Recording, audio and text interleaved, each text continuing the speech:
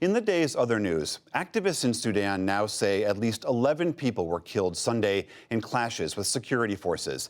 It happened during mass protests demanding a transition from military to civilian rule.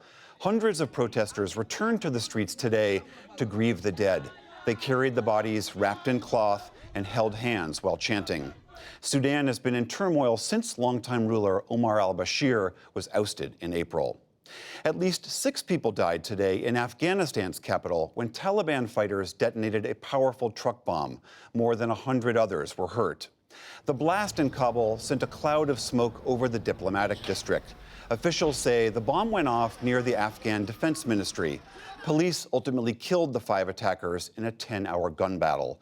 The bombing came 3 days into a new round of peace talks between the U.S. and the Taliban. Iran officially announced today that it has breached the limit on low-enriched uranium that was set in the 2015 nuclear deal. The Iranian government has also warned it would increase sharply the uranium enrichment.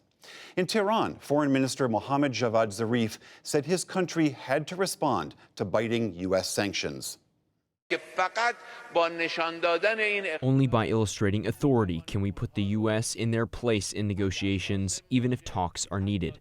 We never accept yielding to pressure, but if someone respects us, they will enjoy our respect in return. We will make the world talk to us only with respect, never threats. Late today, President Trump said Iran is, quote, playing with fire. We'll have more on this after the news summary. U.S. Customs and Border Patrol today opened an investigation into offensive posts by current and former border agents. ProPublica and others reported the postings made racist and sexist remarks about migrants and about U.S. lawmakers in a secret Facebook group. Democrats in the U.S. House condemned the posts after inspecting a detention site near El Paso, Texas, and as some in the crowd heckled and shouted at them. That was a vulgar, disgusting, and vile page. That shows, unfortunately, that there are many within CBP who become desensitized to the point of being dangerous to the migrants in their care and to their co-workers. Some of the online posts also mocked the father and young daughter who drowned last week trying to cross into Texas. Today, that father and daughter were buried in their native El Salvador. In Japan, crews have resumed commercial whaling for the first time in 31 years. Today, a fleet of 5 vessels left a northern Japanese port. They returned later with 2 whales for their initial catch. Japan engaged in so-called research whaling after 1988, when the International Whaling Commission banned commercial catches. Now, Tokyo has withdrawn from the IWC entirely. U.S. economic expansion is now the longest ever recorded, starting its 11th year this month. The recovery has sent unemployment to long-time lows and raised overall household wealth, but it has also left the richest Americans holding a greater share of national wealth than before the Great Recession.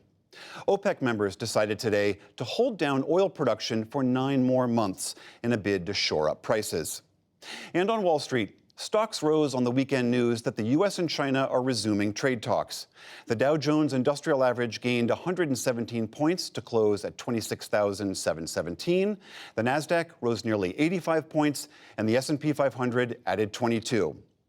And the city of Guadalajara, Mexico, is recovering after a freakish hailstorm on Sunday. The hail piled as much as 5 feet deep in places. Officials called out soldiers to help clear away the hail while families played in the streets. There were no reports of injuries. Still to come on the NewsHour, what President Trump's friendly approach to adversaries means for U.S. foreign policy. Where the 2020 Democratic presidential hopefuls stand after last week's debates, and much more.